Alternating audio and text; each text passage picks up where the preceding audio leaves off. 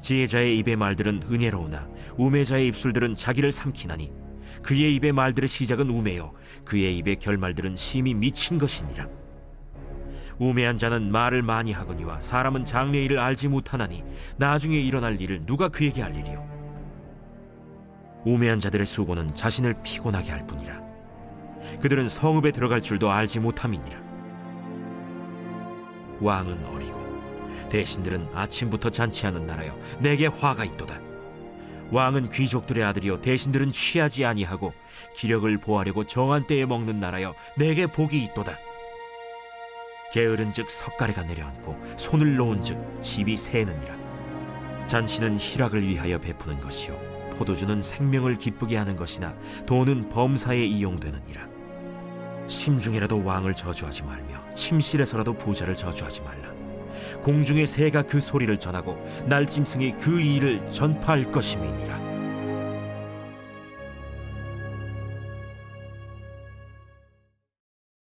오늘 우리에게 주시는 하나님의 말씀은 전도서 10장 12절로 20절 말씀입니다. 오늘 본문은 전도서에서 이해하기 어려운 내용 가운데 한 부분입니다. 전도서에 많이 나오는 표현 중에 하나는 내가 해 아래에서의 어떤 일들을 보니 라고 하는 표현입니다. 여기서 해 아래에서의 일들은 곧 이 세상 현실에서의 삶에 대한 관찰이지요. 그런데 전도자가 말하는 해 아래에서의 모든 일들의 결론은 헛되다는 것입니다. 이것은 정말 삶의 모든 일이 헛되다는 인생의 허무함을 말하는 것이 아닙니다. 다시 말해 전도서는 정말 인생의 중요한 것이 무엇인지 사람들이 고민하고 다시 한번 삶을 되돌아볼 수 있도록 세상 사람들이 중요하다고 여기는 일들 또는 사람들의 고정관념을 비트는 방식으로 말하는 것입니다. 그래서 전도서에는 서로 모순되는 내용이나 역설과 같은 표현이 많이 나오고 있습니다. 결론적으로 전도서를 바르게 이해하기 위해서는 이런 표현들의 전후 문맥을 잘 살피면서 전도서가 정말 말하고자 하는 메시지가 무엇인지를 생각해 봐야 하는 것이지요. 12절로 13절 말씀입니다. 지혜자의 입의 말들은 은혜로우나 우매자의 입술들은 자기를 삼키나니 그의 입의 말들의 시작은 우매요 그의 입의 결말들은 심히 미친 것이니라. 아멘. 12절에서는 두 가지를 비교하고 있습니다. 그것은 지혜자의 말과 우매자, 곧 어리석은 자의 말입니다. 먼저 지혜자의 입의 말들은 은혜로우나 라고 하는 것은 지혜자는 그가 하는 말이 사람들에게 은혜로울 뿐만 아니라 자기가 한 말을 통해 자신이 다른 사람들로부터 은혜를 입게 된다는 의미입니다. 그런데 반대로 우매자의 말은 어떻습니까? 우매자의 말은 자기를 삼킵니다. 여기서 삼킨다는 표현은 파괴한다는 뜻입니다. 다시 말해 어리석은 자의 말은 자신을 파괴하는, 곧 망하게 한다는 의미인 것이지요. 그러면 지금 전도자가 하고 싶은 말은 지혜로운 말의 중요성이나 어리석은 말에 대한 경고일까요? 14절입니다.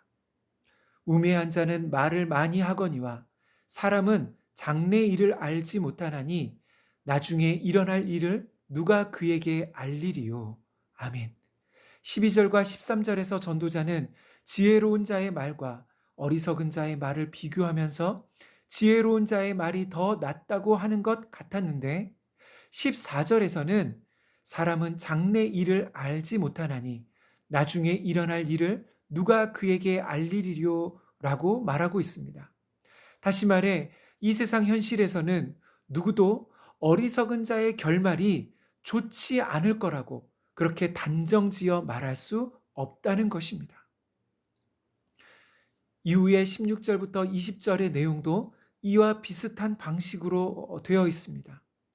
16절에서 전도자는 리더십이 부족한 무능한 왕과 신하들이 아침부터 잔치를 하는 그런 나라는 화가 있다고 말합니다.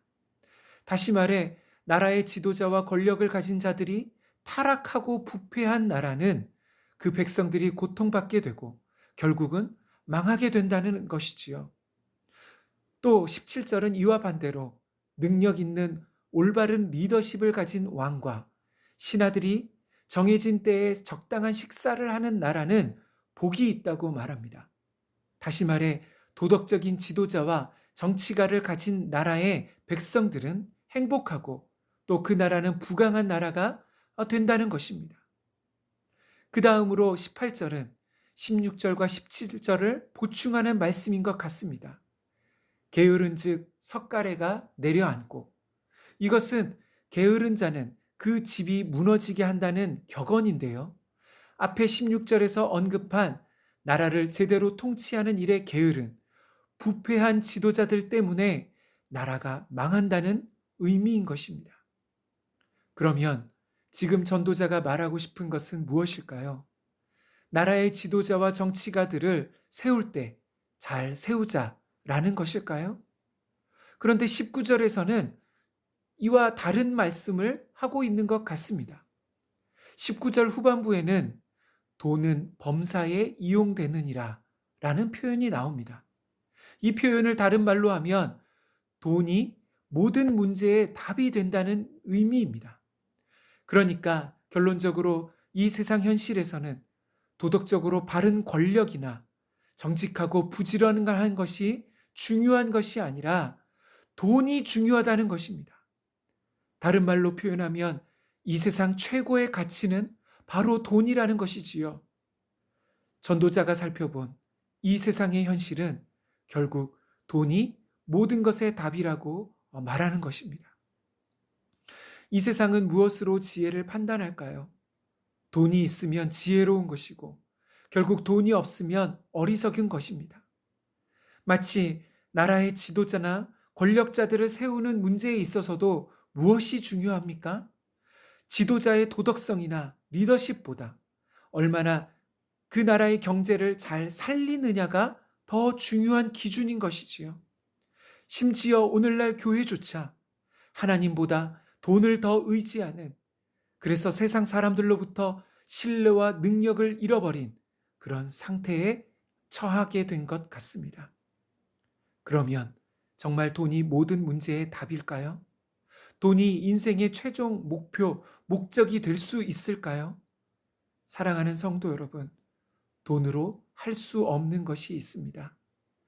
돈으로 죽음을 피할 수 없습니다.